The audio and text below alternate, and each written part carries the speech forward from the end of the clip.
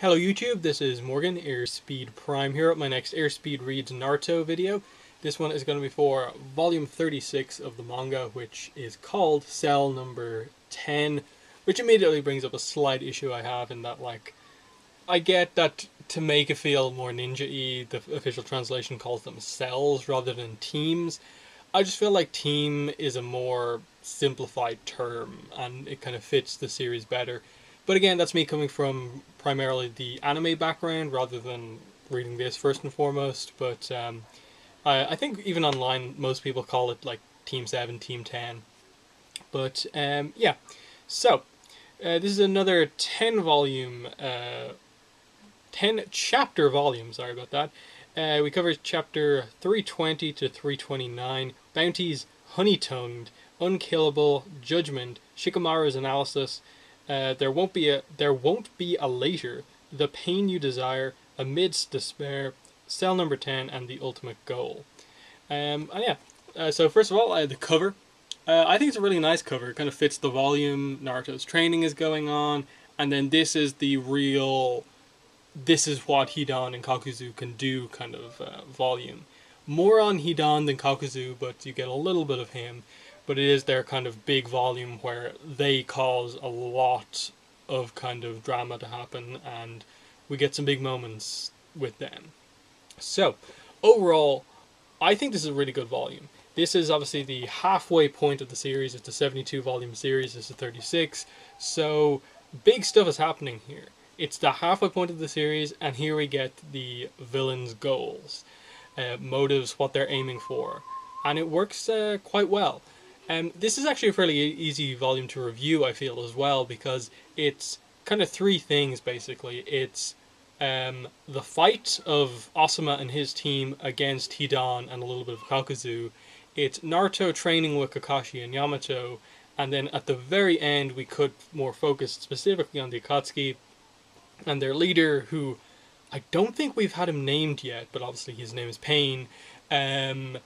Him explaining to Hidan, as one of the newer members of the team, what the goal of the Akatsuki is.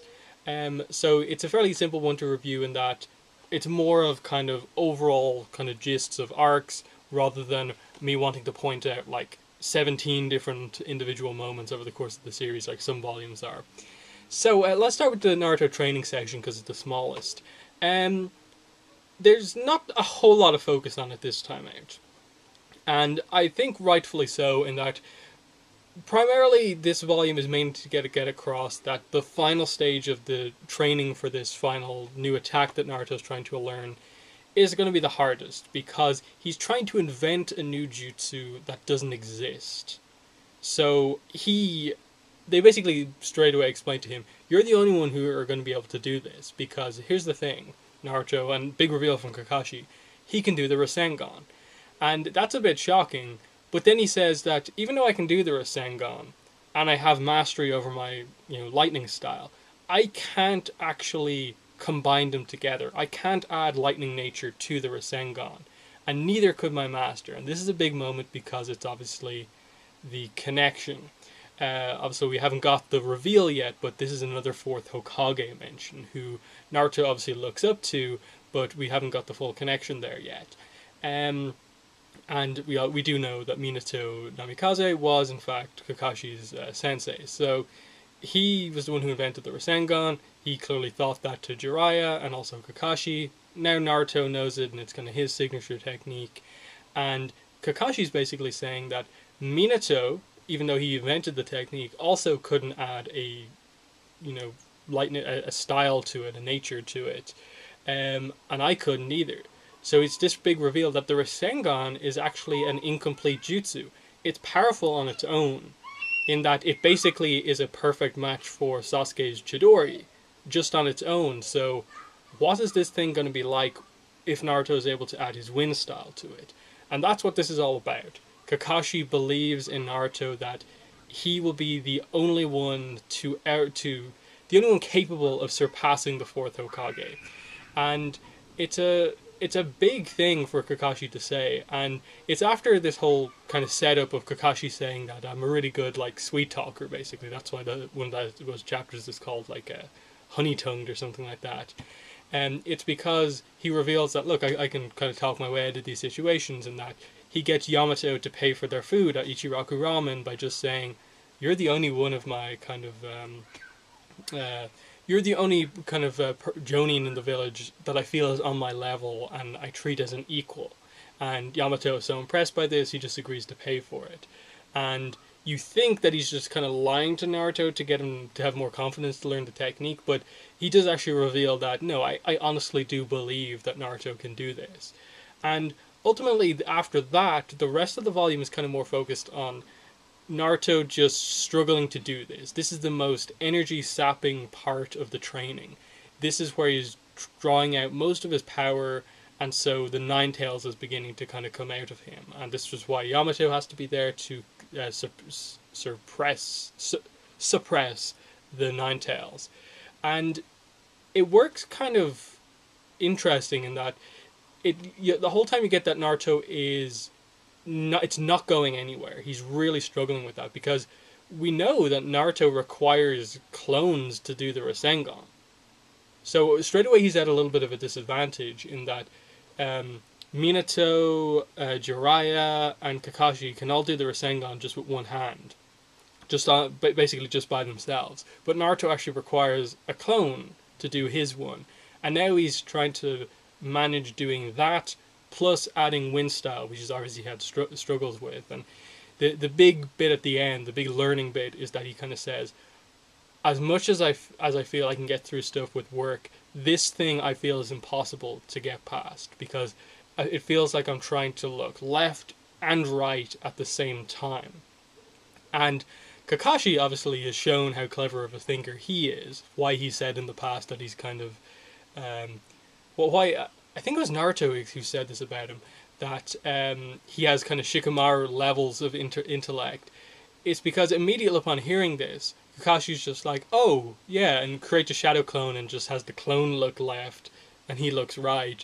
And it immediately kind of solves the problem of like, oh, so if the implication obviously being that he has two clones to make the Rasengan and then a third clone to add in the chakra nature. How's that going to go? And that's immediately the setup that we have there. So we just kind of leave Naruto's section off like that, which is fine. You know, not a ton of progress has been made, but it's obviously the big setup for what's to come next. So the second section of this volume to talk about is the Akatsuki's overall goal, kind of motive revealed. So Pain tells Hidan, by virtue of basically explaining to them why are they after money at this point in time when clearly Hidan has joined for more kind of ideological reasons. And he just explains to them that, look, we're still relatively small. We ultimately have huge plans. We have to start by getting a large amount of money to be able to accomplish this. And we have to start by doing these kind of smaller missions where we get small amounts of money and gradually build up to the big stuff. Now, if I had to compare this to another kind of story, it's very similar to the idea of, from Metal Gear Solid, Militaire Sans Frontières, the whole Soldiers Without Borders thing that Big Boss from that series creates. The idea that soldiers can always have a job and a place to do their job because this group exists, where it is not dependent on other nations or anything like that. They're just this group, a nation basically of soldiers, and in this case it is a nation of just shinobi. That's all it is. No alliances to like the Land of Fire or this or that. It is just shinobi for the sake of being shinobi, so that they always have something to do as shinobi. And it's an interesting idea presented right away, because it's a pretty big kind of monologue that Pain goes on here, with only a couple of interruptions by Hidan. And it ultimately, I think, does a good job of explaining things, but obviously it's not the whole story just yet. But just the idea that ultimately they want to get big enough so that they can control war, control shinobi enough that they can eliminate the whole current system of the 5 great shinobi villages, and everything depending on the relationships between those villages.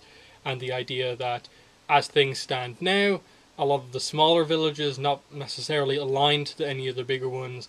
There's not a lot of none of the jobs are basically being given to the smaller villages, so they're failing, and even the bigger villages are lowering the number of shinobi that they have. So basically, their opposition to this current situation is that they always want war to exist, so that there is always a job for shinobis to accomplish, and it also serves the goal of it not only being about the bigger villages, the bigger nations. The smaller ones get just as much preference as the bigger nations with regards to who they will give their services to. Then they quickly explain what their kind of larger goal is, that they'll control the world by having all of the tailed beasts, and it will eventually lead to world domination in the end. So that's the ultimate kind of thing they're heading towards, world domination. It's one of those ones where that last page is kind of like, okay, it's ultimately leading to world domination, but anytime you hear a villain immediately go for world domination, you sort of do question in your mind, like, oh, world domination again, is that all it's about? But I think the ideology up to that point was good enough that I don't think you can completely just dismiss it as, oh no, like standard villains again. I think there's enough there that there's more to it than that. So definitely an interesting decision that at this point in time to reveal the motives of the villains, what they're up to, what they're after. And so they're basically hunting down all these shinobi who are worth a lot. So that's what the guy from last volume was. They really target Asuma heavily here because he's also worth a lot. And that's what everything's kind of building towards. So the last section of the book to talk about is the big Asuma Hidan fight, primarily. Other people are involved. There's a bigger fight in that Shikamaru and other Kotetsu and stuff like that. Those type of characters are involved. But it's primarily Asuma versus Hidan with support on both sides. It's a pretty cool fight, I do have to say that. Hidan is a very unique character with regards to how his powers work, in that outside of his crazy kind of religious powers and the immortality, he's not overly powerful in that he doesn't, as far as I'm aware, he doesn't use like any jutsu. He just seems reasonably skilled with his scythe. He's good at acrobatics. He has the standard, can throw ninja tools and stuff like that. And has like really just solid ninja skills like you'd expect. It's just that immortality aspect of him that gives him any sort of advantage, in that you can cut his head off, but he's still alive because of this cult of Jashin and these rituals that he does. And that was definitely one of the highlights of this fight, that it initially looked like he has the complete advantage. He can just do this technique on someone and hurt himself to hurt someone else. But Shikamaru figures it out, gives them an opening, Asuma cuts Hidan's head off, and it's this shocking moment where, like, he's immortal, but there's no way he can come back from that, but he does. And Kakuzu gives us his first look at his powers, and that he's able to just stick Hidan's head on and kind of make this thread come out of his arm and basically stitch his head back on. But he just says, don't go crazy or it'll fall off again. So, first hints of his powers, because he doesn't really get involved that much.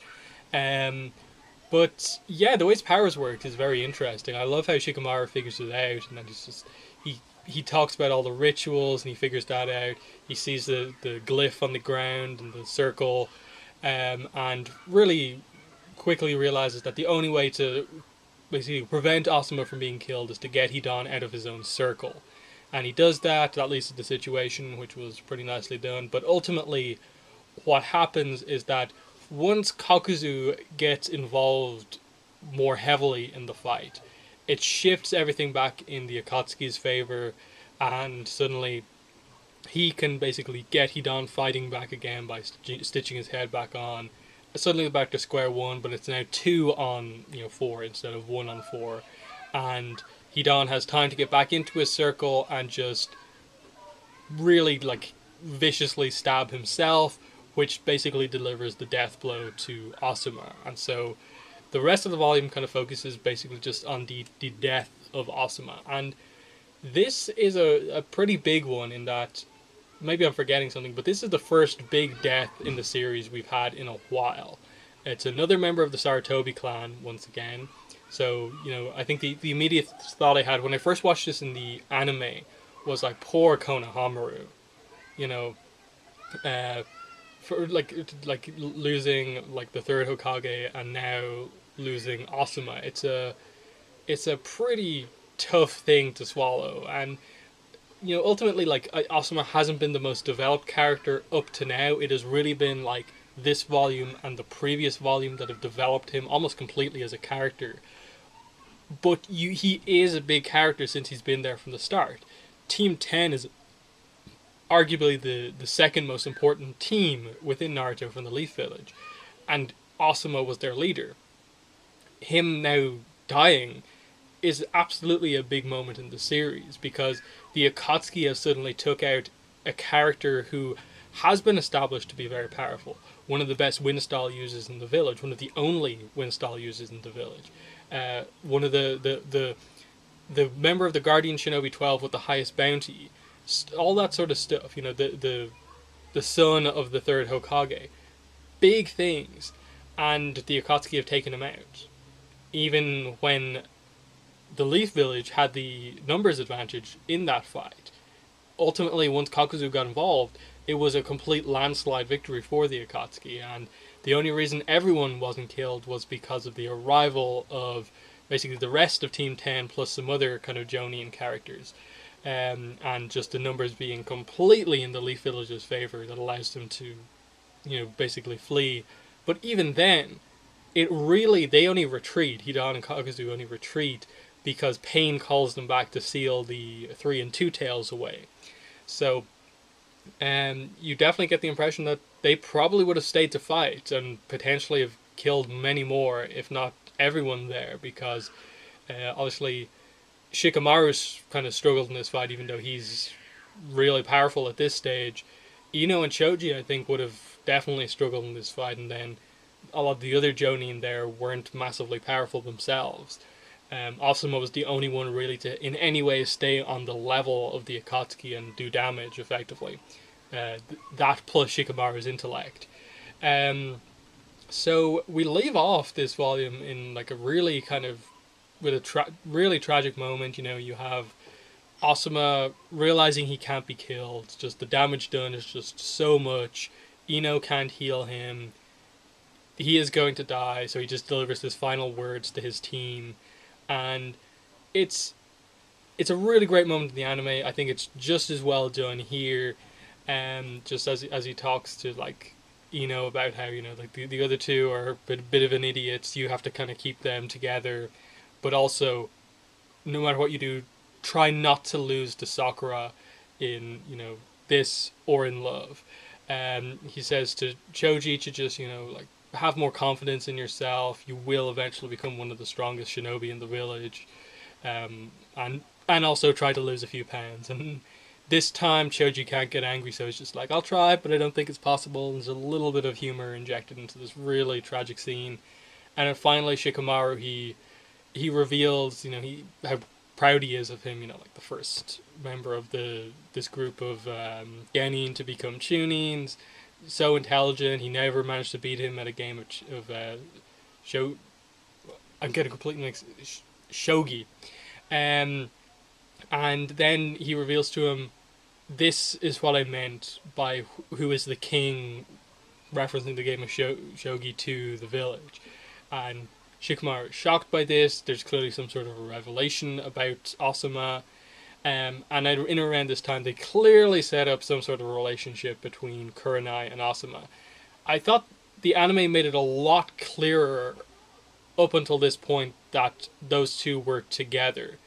Here, it definitely comes across, but not a massive amount. I'd have to rewatch the series again to remember exactly how this reveal is done.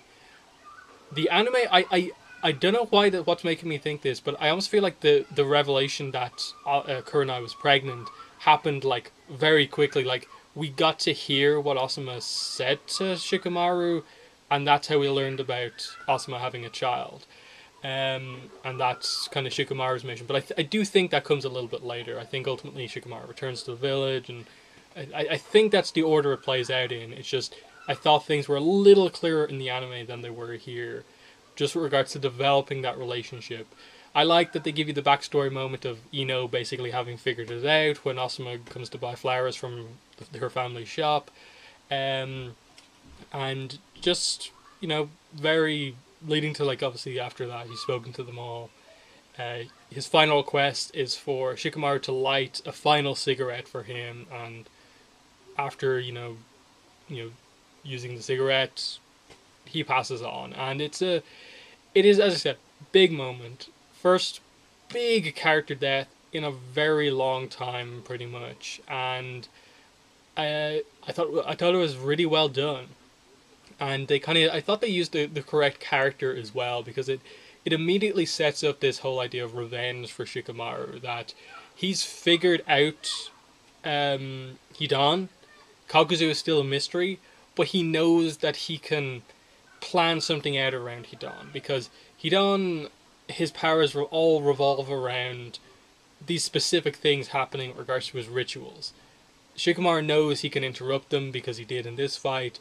If he can manipulate a situation effectively with a clever enough plan, I think he knows he can take down Hidan. So I love that they immediately set up this kind of big thing for Shikamaru, that he really feels like one of the main characters in the series because of this. It's not just all about Naruto, Sakura, and Sasuke. Shikamaru is a important character, and I like how they're emphasizing that here. But that's basically the volume.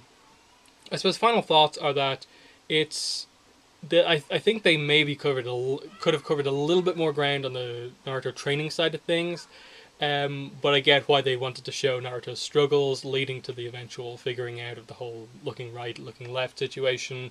Liked finding out about what the Akatsuki's ultimate goals are. It's kind of about time we got some more detail on overall what the villains are doing. And then really excellently done kind of dramatic stuff with the Akatsuki fighting members of the Leaf Village, and Naruto not immediately being involved. I like that in this case, the only Naruto involvement really is that ultimately Hidan and Kakuzu were coming to the Land of Fire to find Naruto, the Jinchuriki from the Leaf Village, but obviously they were found out before that, and Asuma was killed. I kind of like that they're treating Shikamaru as an important of enough character to basically continue this plot on his own. And then I do like the direction that they take, in that Hidan is ultimately Shikamaru's villain. He's the one he fights. Kakuzu ultimately is kind of fought by a lot of the other characters, plus Naruto. I like that Kakuzu is kind of Naruto's enemy, but also Team 10's as well. So yeah, that's been the volume review. In the comments, let me know what your thoughts were on this review, what I've said here on the volume. I'll just end by saying, if you want to follow me on social media, links to my Twitter and Tumblr are there in the description, along with links to my Patreon page and also a PayPal donation link if you want to help support my channel so I can make more videos, better videos, and get better equipment. So that's the video. Thanks for watching, and bye.